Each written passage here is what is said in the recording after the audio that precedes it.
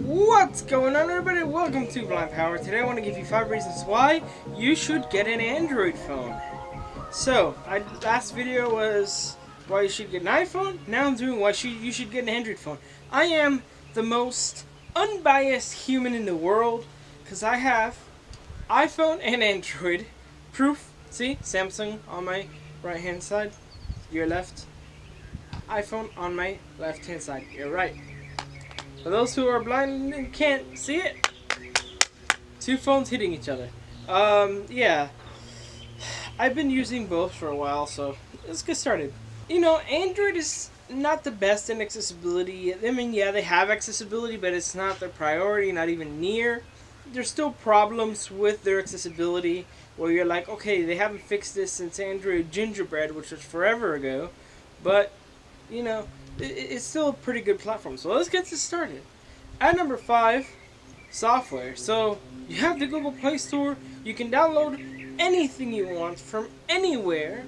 You can essentially do whatever you want. The phone is not limited to anything. So the phone is basically yours with no limits.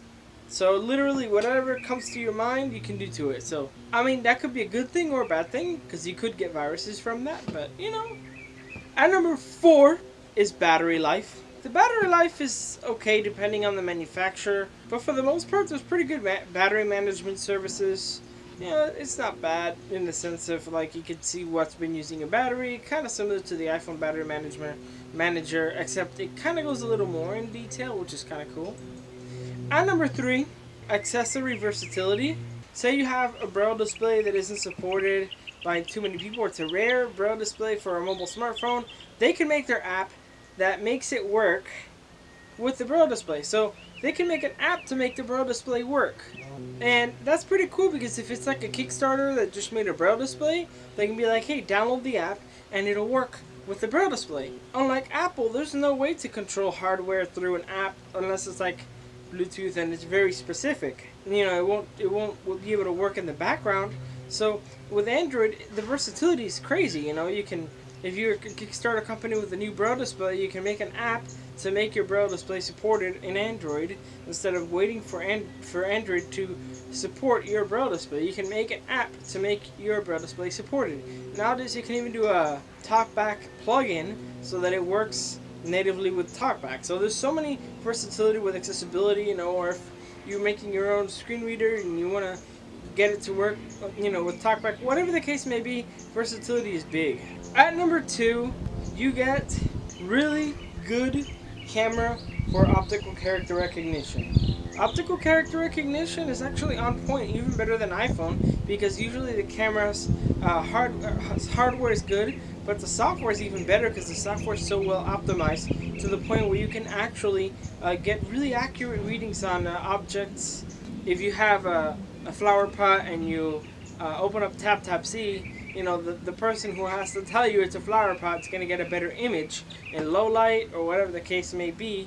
So if you use the camera for optical character recognition or anything of that sort, you know, you get a lot of versatility. So if you're visually impaired, especially, you can use your phone as a magnifier, and it works a lot better because the focus is like this, super quick, digital and optical stabilization at once. When you're recording, they do interfere sometimes, but if you're using zoom, it's awesome because if one doesn't catch it, then the other catches the stabilization, and you get better quality than on a CCTV, which is insane. At number 1, it's budget. You can get an Android phone as cheap as $50 or as expensive as $1,200. So, you know, if you're not on the greatest budget and you're really tight in money and, you know, you really don't like to spend money on a phone, then you can get that cheaper smartphone that'll do the job for you. I mean, you don't want to go too cheap, otherwise you won't get good functionality. And then you can spend more money on whatever makes you happy and just get a decent smartphone. You know, there's a lot of good budget Android smartphones nowadays. You know, usually $200 and above, you can get a solid smartphone that does all the same things an iPhone does. Yeah, there's downsides to it, but the downsides are minimal, and you know, if you can get used to them, okay, cool. But some people don't get used to it. Some people just can't deal with the problems with Android, and they end up going to iPhone because of how smooth it is. So I hope you guys enjoyed this video just as I enjoyed making it. Comment, rate, subscribe. You know what to do. I'll see you in the next video. Goodbye.